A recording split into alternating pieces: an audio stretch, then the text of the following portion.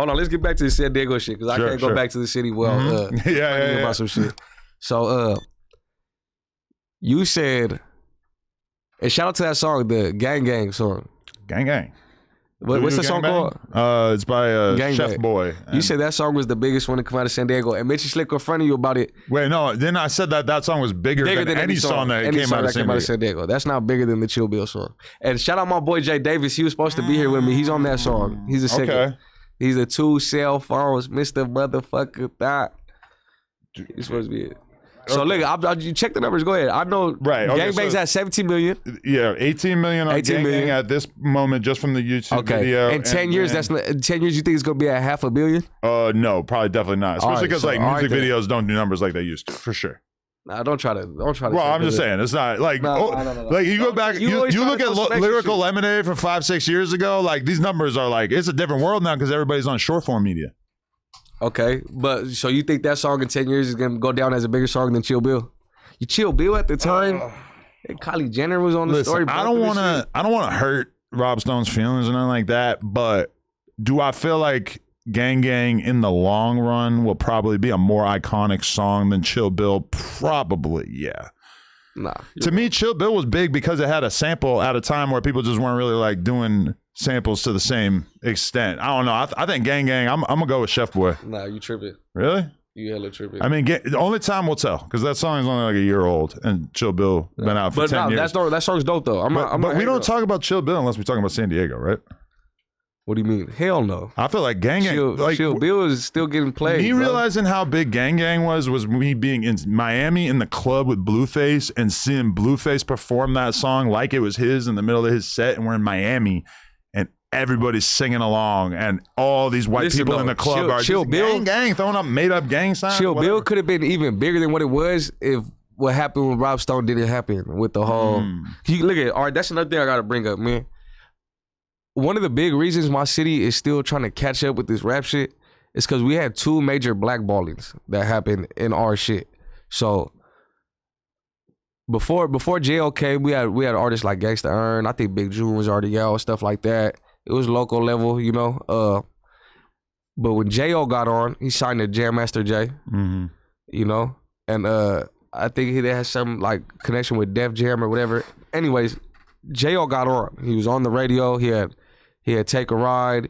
He had What You Gonna Do With It, Nitty Gritty. He was going crazy, bro. And the whole thing was he was signed to an East Coast label though, Jam Master Jay. So he was a West Coast artist signed to an East Coast label and started beefing with Jay-Z.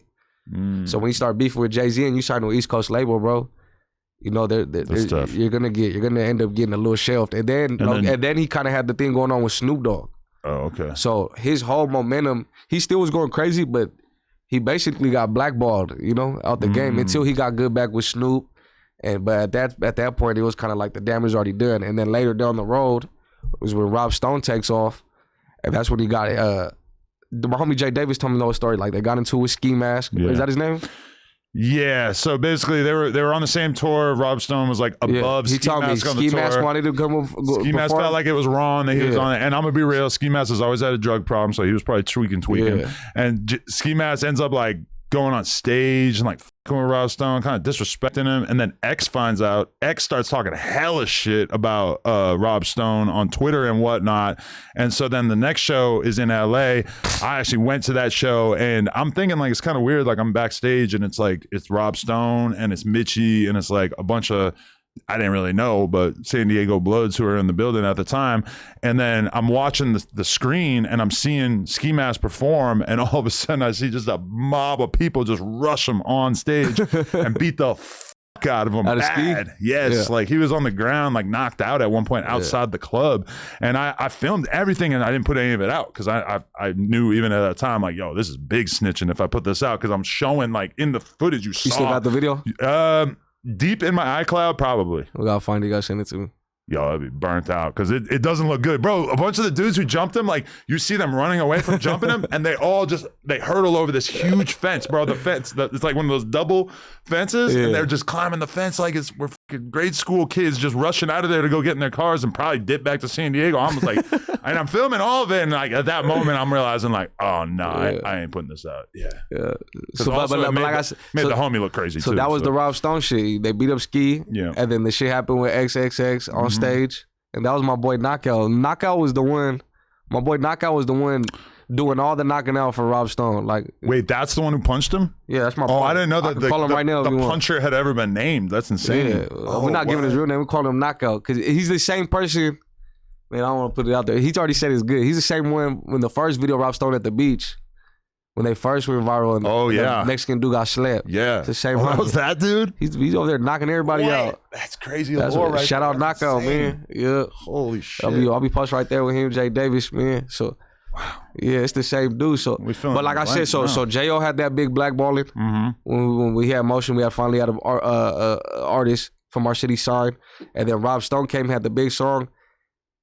You know, X got a cult fan base, bro. Yeah. Like they said, like even in San Diego, fools were booing Rob Stone, saying Rob Stone. That's what Mitchie was saying. Yeah. So like that fucked the whole momentum up. So we're still trying to build back from that shit, you know? Yeah. Wow. So it's like. That's a big reason, like our city's where we're at right now, is because the 2 times we had a chance to get on, we kind of blew it in a way, you know what I'm saying, beefing with people and shit. It's kind of wild though, because like that's one of the narratives that was previously litigated on No Jumper, was like the whole is San Diego gangster narrative. We're not even gonna get into but that. Then when you look at that situation, it's like, oh, San Diego might have been a little too gangster because that was a situation that ended up kind of alienating them because they chose to handle the situation the way they did. Although a lot of people would have handled it that way, but the way it was handled like on stage during the show, and I don't remember if that video of Ski Mask getting jumped ever I don't remember it going viral. Is it out? It might be on YouTube somewhere, but I don't remember ever seeing it, even though I saw it in real life. Yeah, our 2 black, like even when J.O. got blackballed, like he told the story, bro. He put up on Snoop and them tripping. Like he put up over there tripping. I think there was like a movie. It might have been the Baby Boy movie or something. I might be wrong. I don't want to be incorrect. It might be a music video, but Jail Felony put up tripping, bro. You know? Yeah. Wow, so that's some lore right there, though. Yeah. We got blackballed twice, man. So we still building back from that. Am I tweaking by disrespecting Jail Felony on here? Super, bro. Okay. He don't care about security, man. That was a gangster, you know? Yeah. The only thing I gave him shit. No. What you said was squatter. Right. Well, I talked to him. Hey, shout out Hoodie from the Hood, man. Yeah. He's the one who brought that shit up to me. Like, man, that fool called him a squatter and shit. Well, but that's like undeniable because he was on the news for squatting. Man, but he wasn't. So imagine somebody. I don't know the details from what it looked like on the outside in. He paid to move in. So how the fuck is he squatting? Whatever. Maybe he got wrong information. He was renting from a squatter potentially. Hey, how is he at fault for that? I don't know, he seemed pretty agitated when the news pulled up. I would be too, man. Imagine you just paid all these bands and you got the flyer pad and news pulling up talking about you squatting. But if you really didn't know that you were illegally renting a room or whatever, then no, he had the house. Your feeling wouldn't be like, oh, I'm mad as at the news. You would be more like, hey, I'm just renting this. I don't know. Nah, from a hood food perspective, what the you pulling up with these cameras and shit? From what I know of J.O. Felony, though, he's a mastermind. He probably cooked that whole idea up. I don't think he was just like an unwilling participant in this. Don't play with J up here. Hey. Nah, but I was supposed to interview him, and then like a day in advance, I got opportunity to go like vlog a Blueface music video. So I basically was like, yo, I'm gonna have to postpone. And he had already postponed on me at that time, so I didn't think it was gonna be a big deal. And then he got mad and he made a diss song about me and Munchie B. When was this? Oh no. Maybe 6 months ago. He just threw you in there, bro. He was really dissing Munchie B. See, I would have been real cool about the whole squatting thing because I actually do think squatting's kind of tight. I always looked up to squatters growing up, but I mean, I feel like that moment kind of made me feel like, all right, shit, if you want to talk shit, then we're going to talk about this squatting thing. I'll give you that.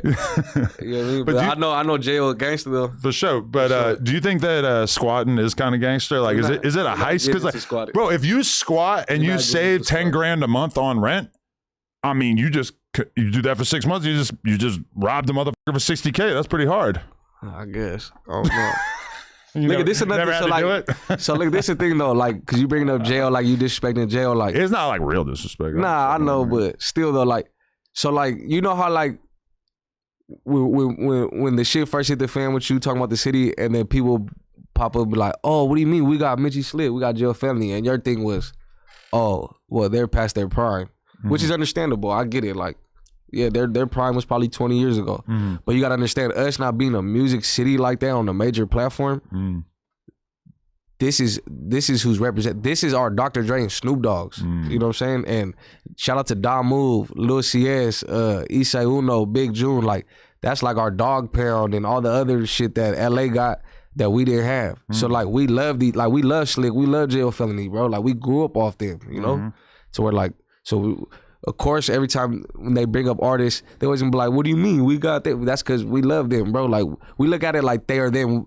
Like, we are them, they are us. Like, they represent us, bro. They put it on for us. Like, even me, when I first took off, I ran into artists that I used to bump when I was a kid. I probably made it past them already because, you know, they were only popping in the city. But I immediately go up and show love, bro, and tell them, like, man, I'm a big fan, bro, because, like, we really grew up off these people and really was bumping them growing up. So when they bring their names up on, like, hot artists in San Diego and you look at it like, oh, yeah, they're past their prime, I could get that, but the only reason that they're bringing them up is because we really love them, you know, and those are the artists we grew up on. Like I said, we didn't have Dr. Dre and Snoop Dogg. That was them to us. If you enjoyed that clip, make sure you become a member for only $5 a month. It really helps support us, and it also gives you early access to all of our content. Let's go.